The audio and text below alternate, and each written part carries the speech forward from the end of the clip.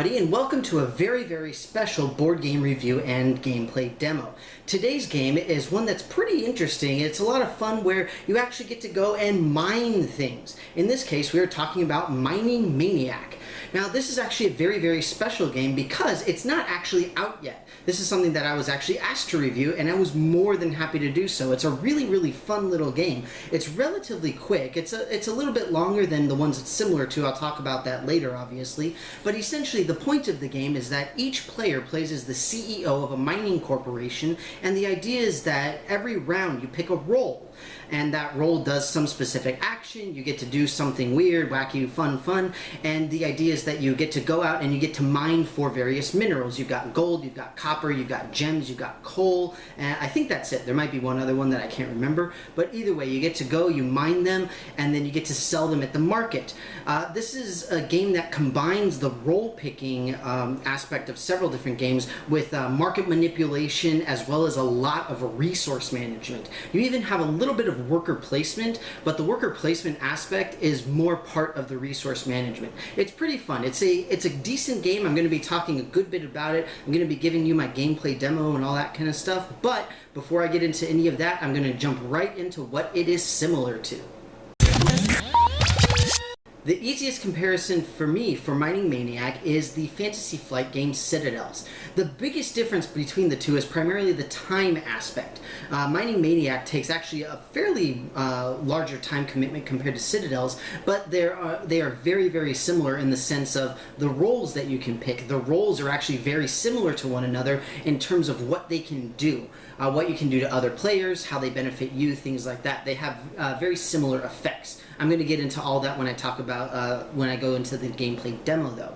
But other than that, the similarity is the whole point is that you're gathering resources in order to purchase in some way or another something that is on the board. In the case of Mining Maniac, in Citadels you have a hand of cards. Whereas in this, everybody is sharing a communal drop point or a communal mining area type of thing. But either way, the general gameplay flow is very similar between the two, but Mining Maniac does add a decent amount to it. But with that, I'm going to go right on ahead and jump straight into my gameplay demo. How this game works, what you're doing, and all of that good stuff.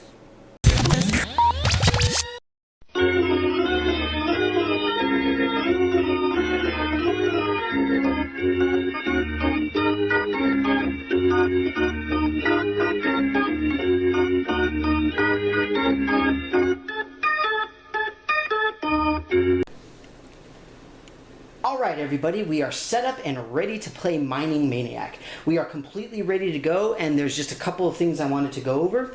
First and foremost, over here on the far right, we've got a big pile of yellow cylinders. Those are our workers that we will be hiring and using throughout the game in different ways, and that's basically part of resource management and also worker placement effectively. At the very top there, we've got the market. So the market prices represent how much each individual mineral is going for. I can zoom in right there for you a second. Oops, my little tripod messed up a little bit there.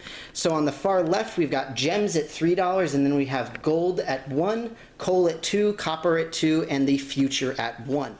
What's going to happen with that is throughout the game, every round that's going to rotate, so the prices will be constantly shifting. Right here we have all of our resource cards that will become available. Right now they're all turned face down, but throughout the game we're going to be flipping them up in specific patterns depending on how we roll on a die effectively. Right? These are the additional resource cards, and I mentioned that we've got copper, gold, coal, and gems, and you can see they all have different colored borders to represent what they are. Here at the top with the little pickaxes, that's the number of workers you need to obtain that card, and then at the bottom that's how many coppers you would have if you got this card. In this case it's 3. All right, as opposed to this one, it takes 2 workers, you get 2 gold, etc., etc. I believe that they go up to 6 resources at once, so there you go. 5 workers, you can get 6 gems if you get that particular card. Okay, so this is our stockpile. This will be replacing these as we move forward. These are the incident cards. I'm going to be talking a lot about the incident cards. This is actually only half of them, so there's a total of 12 here. The idea being that these represent 12 months in the year. This is essentially our round counter. This is how we know when the game is going to end. After our last incident card is drawn, that will be the last round of the game. And these do everything from increasing and decreasing prices on the market to destroying different resources that you have in your stockpile. They can range from relatively beneficial to exceedingly horrific. Okay, we have here our bank of monies. Okay. These are just a quick note about these. These are made of cardboard.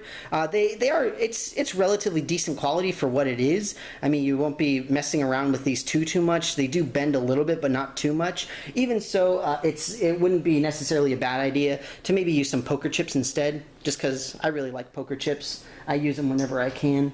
But this is one where it's not exceedingly necessary. These little mineral tokens will be used because of certain incident cards. They will say that you get an extra mineral because of the incident that occurred. So essentially I've got a setup for 2 players right now. Each player starts with 2 workers and 4 money. The total number of workers is related to the total number of players that you have playing. The more players, the more workers you have available. And essentially the way that the game goes is we've got these are the character cards here. We'll be picking those first in the first round. So the first step is to do the price rotation, which doesn't happen on the first round, but essentially every single price moves to the left. So the future will go to copper, copper goes to coal, coal to gold, gold to gem, and gem wraps back to the future. Okay, so that's how the price naturally rotates. And then we've got character selection. So for equal to or fewer than 4 players, you use the first 6 of the characters. So this is the list of characters here. You got market controller, corporate spy, contagious worker, trader, project manager, and recruiter. I mentioned that this is relatively similar to Citadel's, and this is really where that similarity comes into place. So the market controller, you can rearrange the material prices as you see fit. Exceedingly powerful. Very, very powerful card. The thing is that if you changed a price on something, then you can't sell it. The entire goal of the game is to end with the most money. So being able to sell is what's really important. Next, the corporate spy. You name one of the characters, so like you could say the recruiter, the project manager, the trader, or the contagious worker, and then if you select somebody who picked that character, then they have to discard a random mineral card from the assets. So in other words, as you're mining, then they'll go into your assets, and then you can lose them to the corporate spy. Very, very unpleasant. But again, if you select a character that nobody picked, doesn't matter. Contagious worker. Again, you name a character that you're sabotaging. When the player with this character is revealed, you must discard half of the workers at the beginning of their turn. Very, very unpleasant because workers are how you get resources. And, well, money, you have to hire the workers first, but either way. The trader, you can have an extra sell action. Normally, you can only sell one type of mineral, so you could sell copper. You can sell as much copper as you want, but with the trader, you could sell copper and coal, for example. Project manager, you may split your workers into 2 teams to mine different mining sites in a single mine action. In other words, normally you can only take 1 card from the big pile of 9, but with the project manager you can take 2 if you can afford it. Number 6, the recruiter, you get a free worker at the beginning of your turn. Hooray! Free worker. Free workers are awesome. Okay, so those are the characters that we'll be picking from, and very similar to Citadel's, we're going to be putting some of them face down, so we know for sure that there are several that are not in the game at all, but that doesn't mean they're not going to, that doesn't mean that other people don't know which ones are down, essentially. That's what it comes down to, right? So next up, after character selection is the unexpected incident. That's where we flip our incident card and do whatever it says. Next is the turn order, so chronologically, in this case, meaning that you start with rank number 1. In other words, you start with the market controller. And again, just like Citadel's, you say market controller, you're up, and then corporate spy, and then the contagious worker, and then the trader, the project manager, and the recruiter. Okay, I'm only using those 6 because I've got 2 people. There's 3 more cards I'll talk about later. All right, player's turn, the character's ability. The first thing you do is whatever the character card says. If it says that you take some action initially. So So for example, for the market controller, the first thing you do is mess with the prices if you so desire. If you are the corporate spy or the contagious worker, the first thing you do is name somebody that you're going to be messing with. If you're the recruiter, then you just take your worker right away. For people like the trader and the project manager, those come into play later on. Right, map exploring. This is where this little die comes into place. So the problem right now is all of our resource cards are face down. What the die does is it will flip them up randomly, effectively, because it's a die roll. So the way this works is, depending on what number you roll, you will either flip over an entire row or an entire column. So the way it works is, if you roll a 1, then you would flip over the top row. You roll a 2, flip over this row, roll a 3, flip these, and then for 4, 5, and 6, it's the columns. 4, 5, and 6. So for example, I rolled a 1, so then I would flip this top row here. Just like that. And then for the sake of argument, to show you what I mean, we'll roll again. I rolled a 4. 1, 2, 3, so then it's this column. Right? And you flip it regardless of what the current regardless of what the current orientation is. So we'll flip all these back. After you have done your map exploring, then you do the monthly routine. The first thing that you do for the monthly routine is you may hire workers from the labor force. These are the workers again. So this is the labor force. You can hire up to 4 workers at once in a single round. You do start with 4 money, and the workers cost 1 money per worker. I would say gold, but the problem is gold is a resource, so this is just 1 money.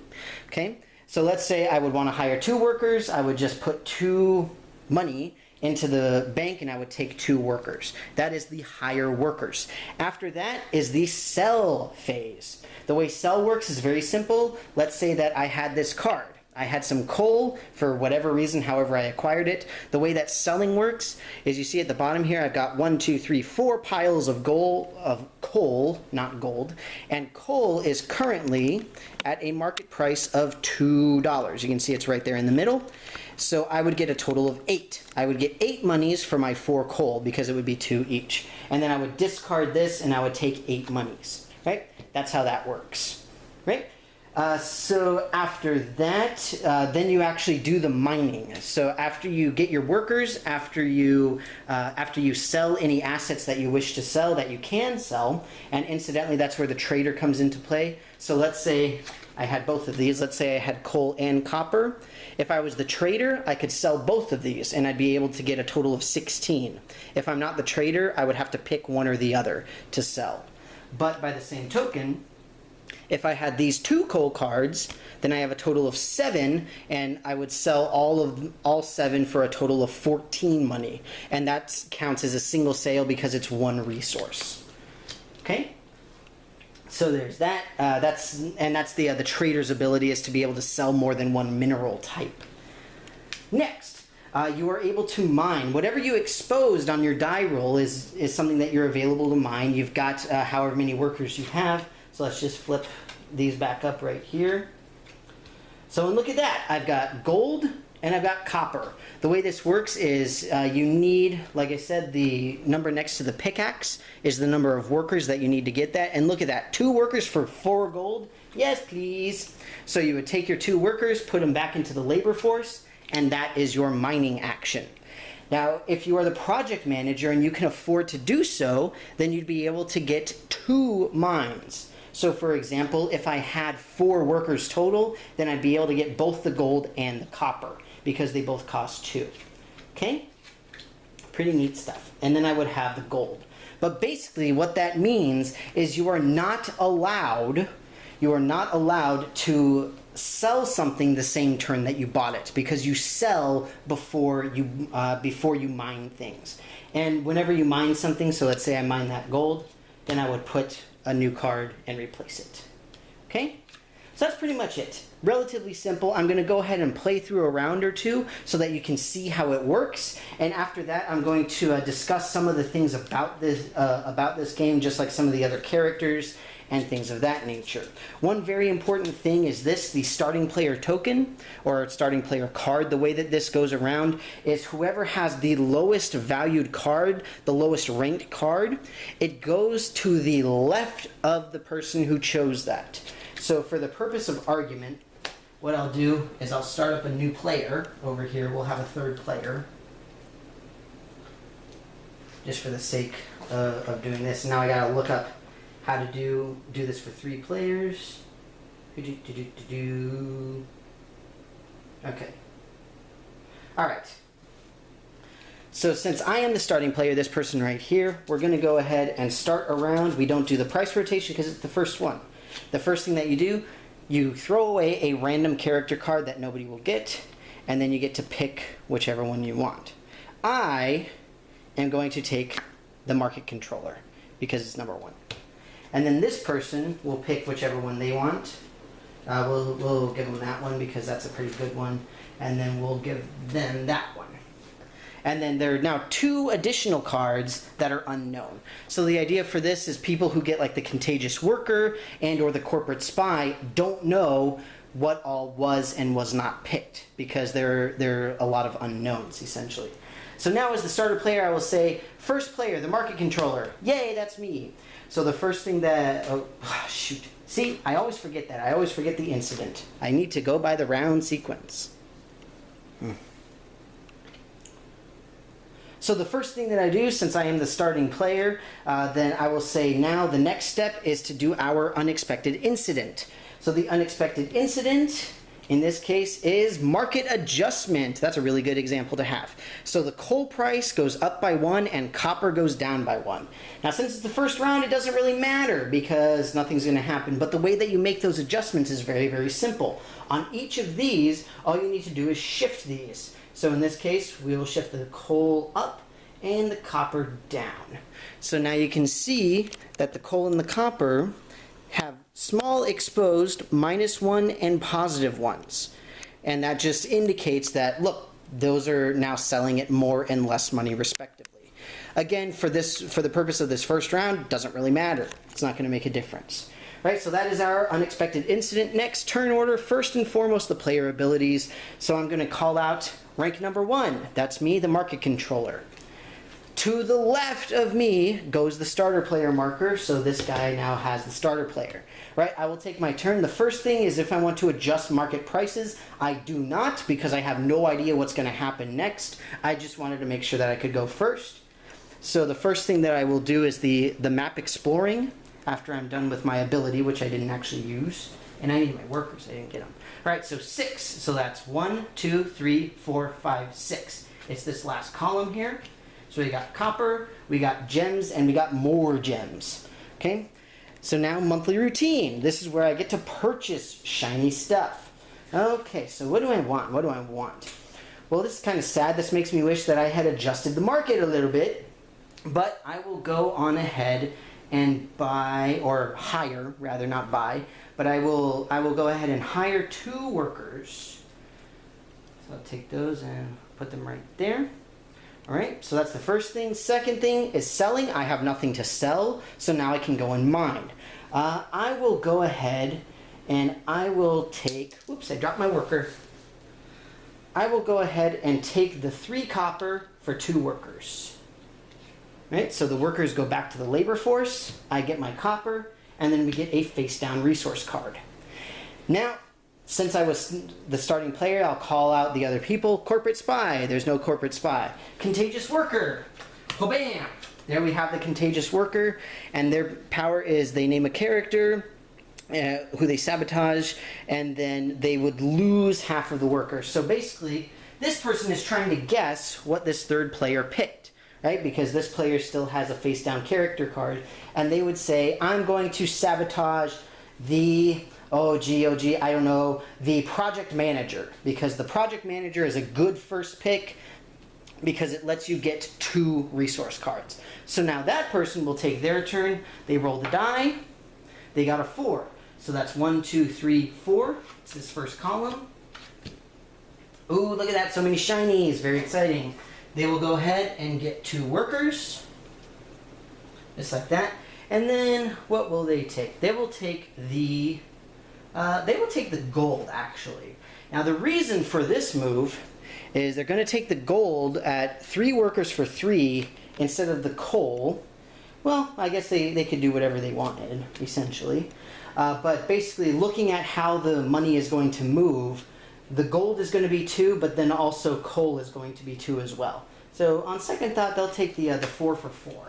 They're going to take a little bit of a risk here. So then they take all their workers and they go back to the labor pool. Okay. All right, so that was number 3. Next, number 4 is the trader. Hopefully there's no trader here because that would mean that it wouldn't work too well. Next up, the project manager. Are they getting sabotaged? No, they're not. Boo. Finally, the recruiter. An excellent choice because you get a free worker. Beginning of the turn, they get a free worker. Right, now they take their regular turn where they first explore the map. 6. And 3. Right? And now they will go ahead and see they'll just buy the 1 worker so they can get that massive pile of coal, right? So that's 4 workers for 6 coal. Bam. And then a new card there. So now everybody has gone, so that's the end of the round. Everything here stays the way that it is. All of the face-up cards stay face-up, face-down stay face-down for now. And we just move right along into the next round sequence. So the first thing that happens in the round sequence is we rotate the prices. So like I mentioned, everything just moves over to the left. Just like that. So now gems are worth 1, gold and coal are worth 2, copper is worth 1, and the future is 3. So copper, theoretically, is going to be worth 3 monies next turn. Right? We gather up all the character cards. And now, this person over here is our first player. So they'll do the same thing, where they're going to remove a card first, and then they're going to pick whatever it is that they want to be. So what are they going to be? What are they going to be? Oh man, they will be this person. They're gonna be that one, and then the next person is going to be that one, and last but not least, the next person will be this one, and then we get rid of those 2. Okay, so now the same thing happens. First, we get the unexpected incident. Market adjustment again. Copper is up and gems are down. Right, so copper goes up and gems go down. So now technically gems are worthless. People are throwing diamonds into the streets because you just can't afford to keep them. There's no point in doing so. All right. So we will start again with the market controller here, and they have coal right now. The problem is that if they adjust the price of coal, they will not be able to sell their coal. So basically, this person probably just picked it in order to make certain that nothing would really go badly for them. They just didn't want anyone else to mess with them. Okay, that's essentially what happened here. So what's going to happen next is we're just going to move into their actual turn, which is going to first, just like before, be the map exploration. Bam. 4. So it's this one. Oh man! So this is a problem, right? I mean, they can afford it. They'll go ahead and buy them. I don't know if I mentioned it, but you have a limit of buying 4 workers. I did mention it. You can only buy 4 workers. So they'll buy their 3 workers. So that's the hiring phase. And then selling. They're going to sell their coal. They're just like, I need to get rid of this. So then they get 12 for selling 6 coal at $2 a piece. And then they will go ahead and mine those 3 gems. Just like that. And now, everything is empty. So now they're going to call out everybody else. First, number 2, the corporate spy. Oh look, this person is the corporate spy. So if you remember, the corporate spy's ability is they can pick somebody and they would have to remove a resource card from their assets. These are the assets right here.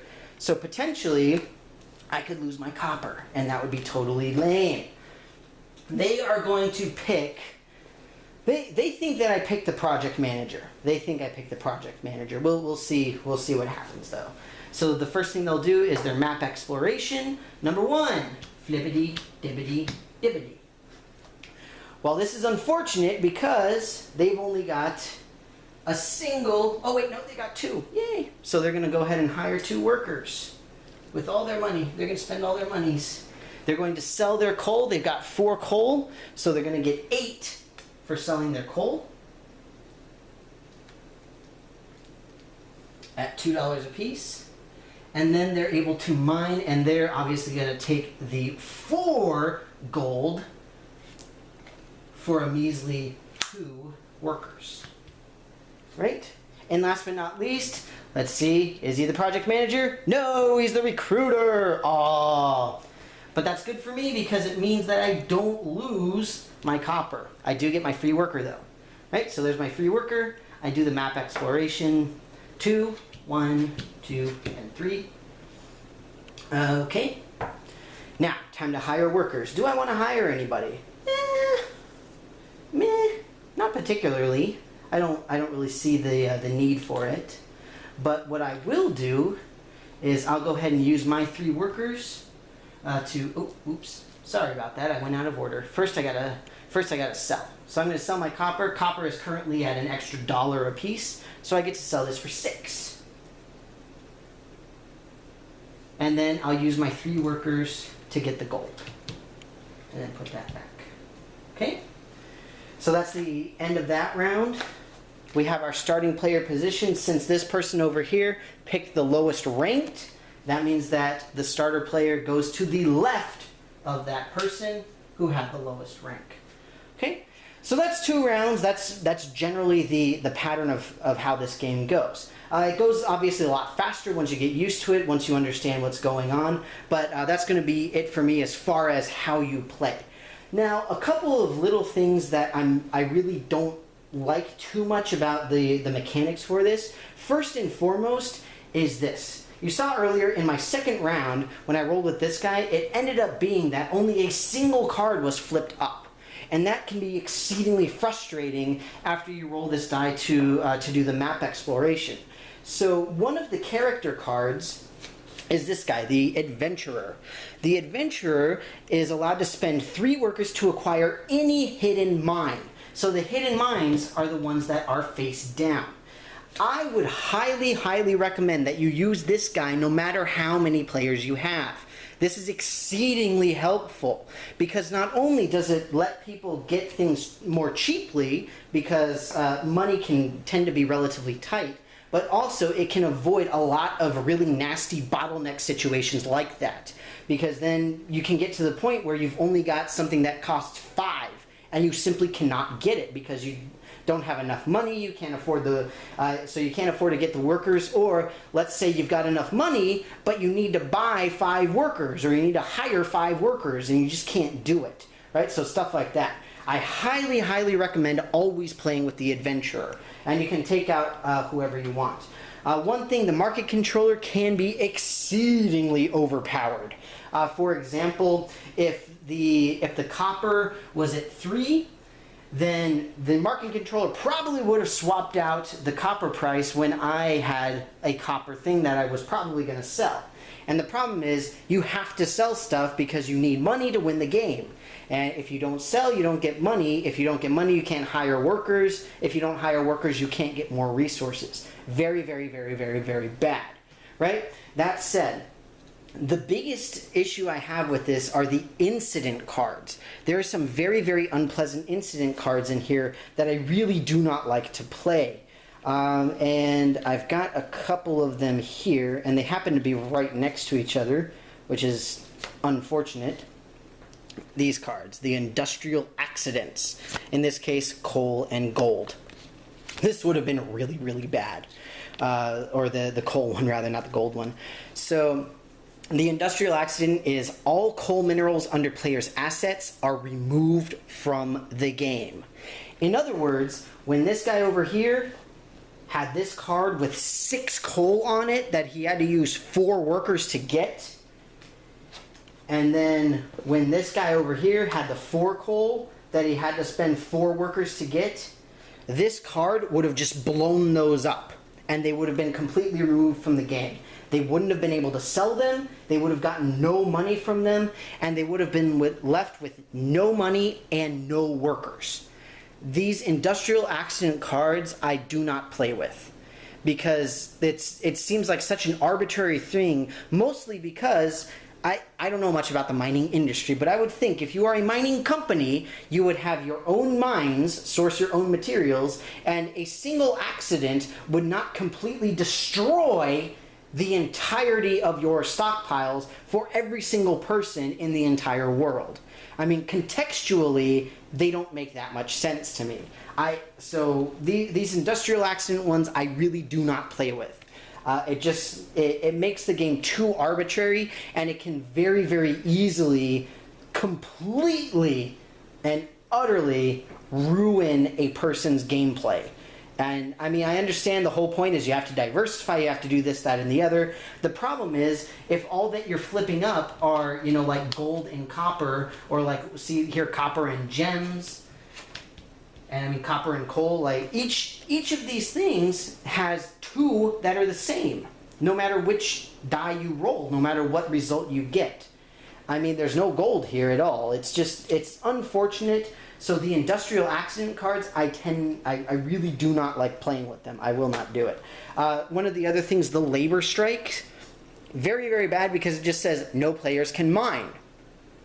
Well, that's just awful. Why? Why is there a worldwide labor strike going on?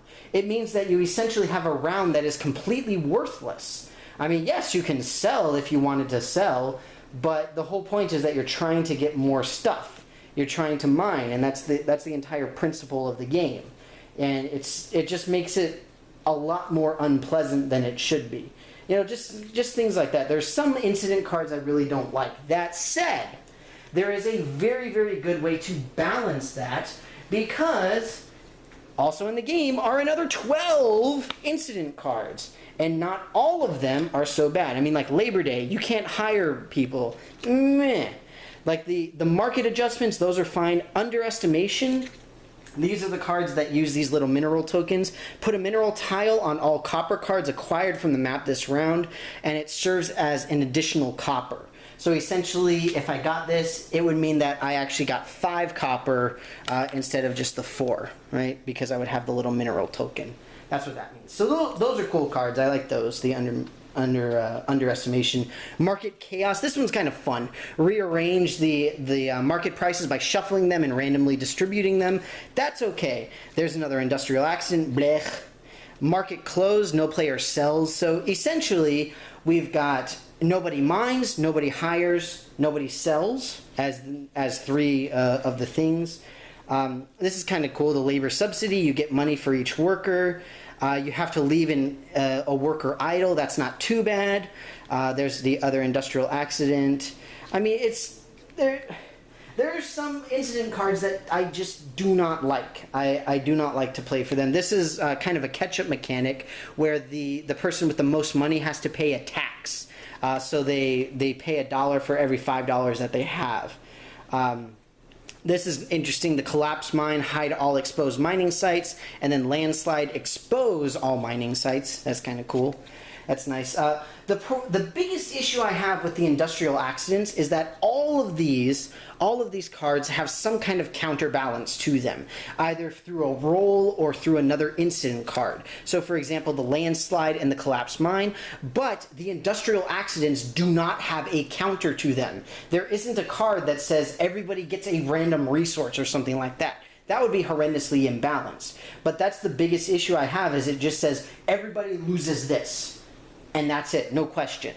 The problem is, every time that I have played this, people ended up having only 1 or 2 resource cards in their assets. And the problem is, if you happen to have 2 of the same type, or only 1, and that dreaded industrial accident happened to occur, then there was no way that you could recover. The first game I played, I ended up losing by, I only had like 3 money left.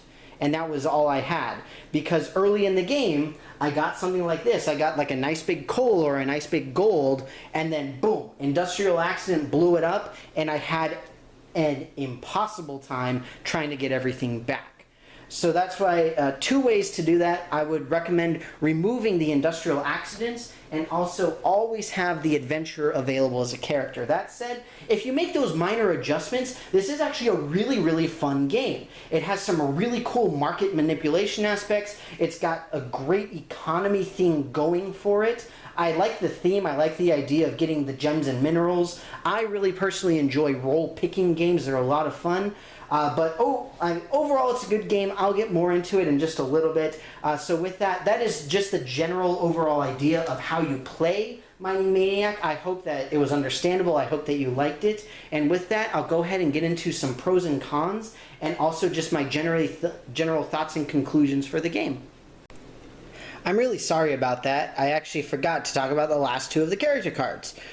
So the way that these work, first off, the Fortune Teller, rank number 8, is you get to look at the top incident card on the calendar, and then you can either keep it there or you can put it at the bottom. So that's kind of cool. It means that you have a little bit of foresight into what's coming along, so you'll be able to hopefully mitigate some of its effects.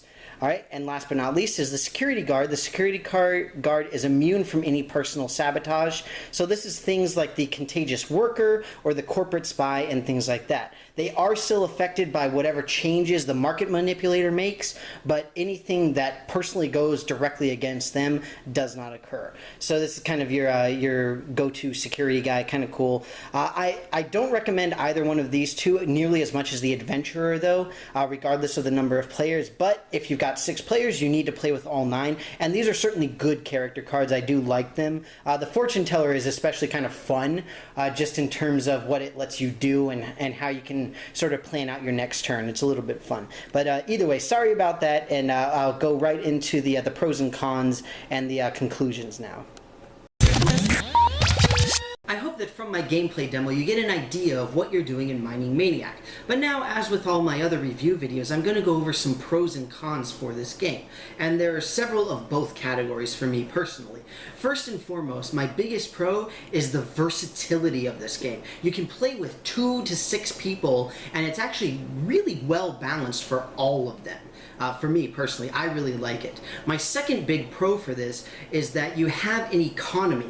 You actually have an economic aspect. Not only won't that, but something that can be directly manipulated by the players. That is something that you not only relatively rarely see, but if you do see it, it is in a game that has such a massive scale that it makes it very, very difficult to play, especially with so few players. So that's a really, really major pro for me. Another one is just role picking in general. I really enjoy role picking as a mechanic. It's a really great way to just play games because it gives you a lot of options, it gives you a lot more replayability, all of that kind of stuff. Really, really exciting, a lot of fun. As part of the economy as well, just being able to have the different options of what you're going to get, when you're going to get it, trying to forecast everything, all of that. It's a great deal of strategy. It's a really good way to have strategy involved.